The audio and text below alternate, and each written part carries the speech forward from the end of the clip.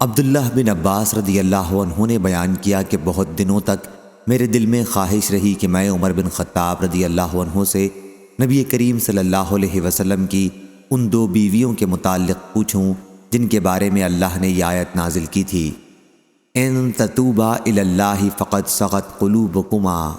ایک مرتبہ انہوں نے حج کیا اور ان کے ساتھ میں نے بھی حج کیا۔ ایک جگہ جب وہ راستے سے ہٹ کر قضائے حاجت کے لیے گئے تو میں بھی ایک برتن میں پانی لے کر ان کے ساتھ راستے سے ہٹ گیا۔ پھر انہوں نے قضائے حاجت کی اور واپس آئے تو میں نے ان کے ہاتھ پر پانی ڈالا۔ پھر انہوں نے وضو کیا تو میں نے اس وقت ان سے پوچھا کہ یا امیر المومنین، نبی کریم صلی اللہ علیہ وسلم کی بیویوں میں وہ 2 کون ہیں جن کے متعلق اللہ نے یہ ارشاد فرمایا ہے کہ ان تتوبا الی اللہ فقد صغت قلوبکما؟ عمر بن خطاب رضی اللہ عنہ نے اس پر کہا، اے ابن عباس رضی اللہ عنہ، تم پر حیرت ہے، وہ عائشہ اور حفصہ رضی اللہ عنہا ہیں۔ پھر عمر رضی اللہ عنہ نے تفصیل کے ساتھ حدیث بیان کرنی شروع کی۔ انہوں نے کہا کہ میں اور میرے ایک انصاری پڑوسی جو بنو امیہ بن زید سے تھے اور اوالی مدینہ میں رہتے تھے، ہم نے اوالی سے رسول اللہ صلی اللہ علیہ وسلم کی خدمت میں حاضر ہونے کے لیے باری مقرر کر رکھی تھی۔ ایک دن وہ حاضری دیتے اور ایک دن میں حاضری دیتا۔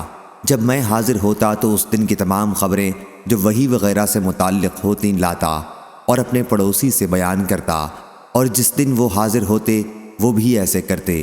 ہم قریشی لوگ اپنی عورتوں پر غالب تھے، لیکن جب ہم مدینہ تشریف لائے تو یہ لوگ ایسے تھے کہ عورتوں سے مغلوب تھے۔ ہماری عورتوں نے بھی انصار کی عورتوں کا طریقہ سیکھنا شروع کر دیا۔ ایک دن میں نے اپنی بیوی کو ڈانٹا تو اس نے بھی میرا ترکی بترکی جواب دیا۔ میں نے اس کے اس طرح جواب دینے پر ناگواری کا اظہار کیا تو اس نے کہا کہ میرا جواب دینا تمہیں برا کیوں لگتا ہے؟ خدا کی قسم، نبی کریم صلی اللہ علیہ وسلم کی ازواج بھی ان کو جواب دے دیتی ہیں، اور بعض تو حضرت صلی اللہ علیہ وسلم سے ایک دن رات تک الگ رہتی ہیں۔ میں اس بات پر کانپ اٹھا اور کہا کہ ان میں سے جس نے بھی یہ معاملہ کیا یقیناً وہ نامراد ہو گئی۔ پھر میں نے اپنے کپڑے پہنے اور مدینے کے لیے روانہ ہوا۔ پھر میں حفصہ رضی اللہ عنہا کے گھر گیا اور میں نے اس سے کہا، اے حفصہ رضی اللہ عنہا، کیا تم میں سے کوئی بھی نبی کریم صلی اللہ علیہ وسلم سے ایک دن رات تک غصہ رہتی ہے؟ انہوں نے کہا کہ جی ہاں، کبھی ایسا ہو جاتا ہے۔ میں نے اس پر کہا کہ پھر تم نے اپنے آپ کو خسارے میں ڈال لیا اور نامراد ہوئی۔ کیا تمہیں اس کا کوئی ڈر نہیں کہ نبی کریم صلی اللہ علیہ وسلم کے غصے کی وجہ سے اللہ تم پر غصہ ہو جائے اور پھر تم تنہا ہی ہو جاؤ گی؟ خبردار، حضور اکرم صلی اللہ علیہ وسلم سے مطالبات نہ کیا کرو، نہ کسی معاملے میں حضرت صلی اللہ علیہ وسلم کو جواب دیا کرو، اور نہ حضرت صلی اللہ علیہ وسلم کو چھوڑا کرو۔ اگر تمہیں کوئی ضرورت ہو تو مجھ سے مانگ لیا کرو۔ تمہاری سوکن جو تم سے زیادہ خوبصورت ہے اور حضور اکرم صلی اللہ علیہ وسلم کو تم سے زیادہ پیاری ہے، ان کی وجہ سے تم کسی غلط فہمی میں نہ مبتلا ہو جانا۔ ان کا اشارہ عائشہ رضی اللہ عنہا کی طرف تھا۔ عمر رضی اللہ عنہ نے بیان کیا کہ ہمیں معلوم ہوا کہ ملک غسان ہم پر حملے کے لیے فوجی تیاریاں کر رہا ہے۔ میرے انصاری ساتھی اپنی باری پر مدینہ منورہ گئے ہوئے تھے۔ وہ رات گئے واپس آئے اور میرے دروازے پر پڑی زور زور سے دستک دی اور کہا کہ کیا عمر رضی اللہ عنہ گھر میں ہیں؟ میں گھبرا کر باہر نکلا تو انہوں نے کہا کہ آج بڑا حادثہ ہو گیا۔ میں نے کہا کیا بات ہوئی؟ کیا غسانی چڑھ آئے ہیں؟ انہوں نے کہا کہ نہیں، حادثہ اس سے بھی بڑا اور اس سے بھی زیادہ خوفناک ہے۔ حضور اکرم صلی اللہ علیہ وسلم نے ازواج مطہرات کو طلاق دے دی ہے۔ میں نے کہا کہ حفصہ تو خاسر و نامراد ہوئی۔ مجھے تو اس کا خطرہ لگا ہی رہتا تھا کہ اس طرح کا کوئی حادثہ جلد ہی ہوگا۔ پھر میں نے اپنے تمام کپڑے پہنے اور مدینے کے لیے روانہ ہو گیا۔ میں نے فجر کی نماز حضور اکرم صلی اللہ علیہ وسلم کے ساتھ پڑھی۔ نماز کے بعد حضور اکرم صلی اللہ علیہ وسلم اپنے ایک بالا خانہ میں چلے گئے اور وہاں تنہائی اختیار کر لی۔ میں حفصہ کے پاس گیا تو وہ رو رہی تھی۔ میں نے کہا اب روتی کیا ہو؟ میں نے تمہیں پہلے ہی متنبہ کر دیا تھا، کیا حضرت صلی اللہ علیہ وسلم نے تمہیں طلاق دے دی ہے؟ انہوں نے کہا کہ مجھے معلوم نہیں۔ حضور اکرم صلی اللہ علیہ وسلم اس وقت بالا خانہ میں تنہا تشریف رکھتے تھے۔ میں وہاں سے نکلا اور منبر کے پاس آیا۔ اس کے گرد کچھ صحابہ کرام رضی اللہ عنہم موجود تھے اور ان میں سے بعض رو رہے تھے۔ تھوڑی دیر تک میں ان کے ساتھ بیٹھا رہا اس کے بعد میرا غم مجھ پر غالب آ گیا اور میں اس بالا خانے کے پاس آیا جہاں حضور اکرم صلی اللہ علیہ وسلم تشریف رکھتے تھے۔ میں نے حضرت صلی اللہ علیہ وسلم کے ایک حبشی غلام سے کہا کہ عمر کے لیے اندر آنے کی اجازت لے لو۔ غلام اندر گیا اور حضور اکرم صلی اللہ علیہ وسلم سے گفتگو کر کے واپس آ گیا۔ اس نے مجھ سے کہا کہ میں نے حضرت صلی اللہ علیہ وسلم سے آپ کا ذکر کیا لیکن آپ خاموش رہے۔ چنانچہ میں واپس چلا آیا اور پھر ان لوگوں کے ساتھ بیٹھ گیا جو ممبر کے پاس موجود تھے۔ میرا غم مجھ پر غالب آیا اور دوبارہ آ کر میں نے غلام سے کہا کہ عمر رضی اللہ عنہ کے لیے اجازت لے لو۔ اس غلام نے واپس آ کر پھر کہا کہ میں نے حضرت صلی اللہ علیہ وسلم کے سامنے آپ کا ذکر کیا تو حضرت صلی اللہ علیہ وسلم خاموش رہے۔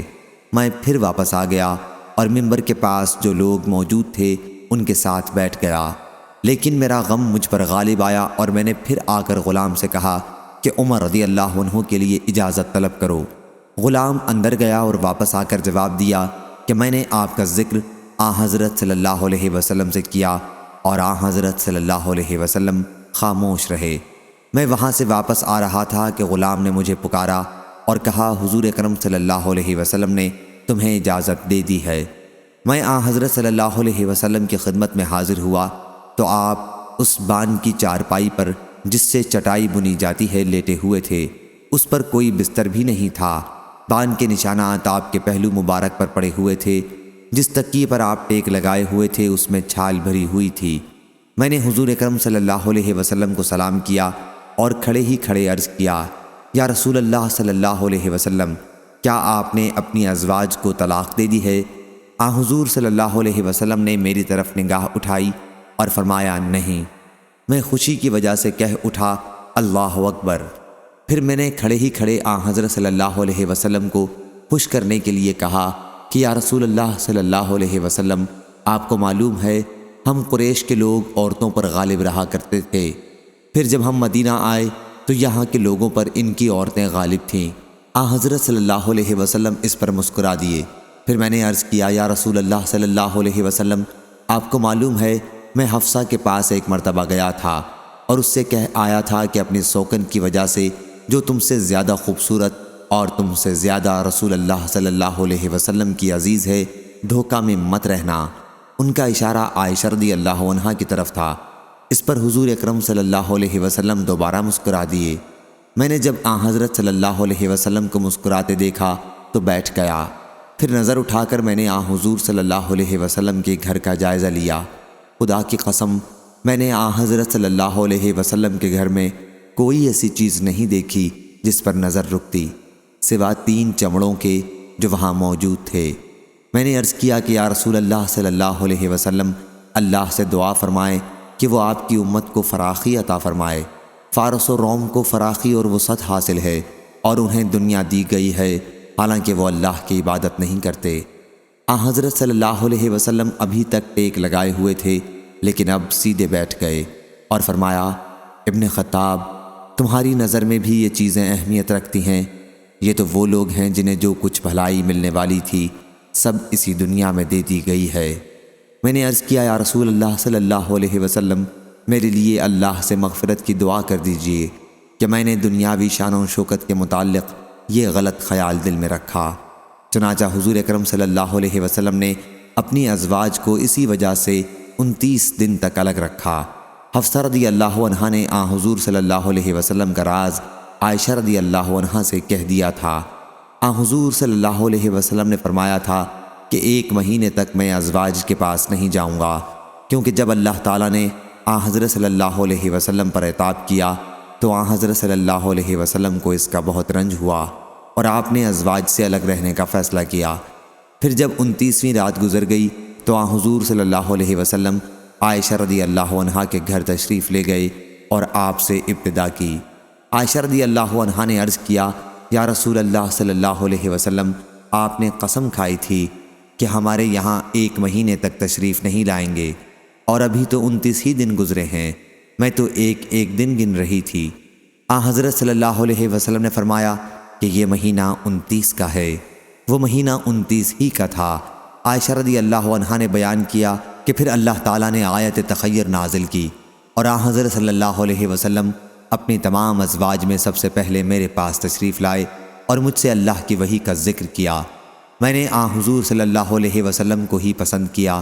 اس کے بعد حضور صلی اللہ علیہ وسلم نے اپنی تمام دوسری ازواج کو اختیار دیا اور سب نے وہی کہا جو حضرت عائشہ رضی اللہ عنہا کہہ چکی تھیں۔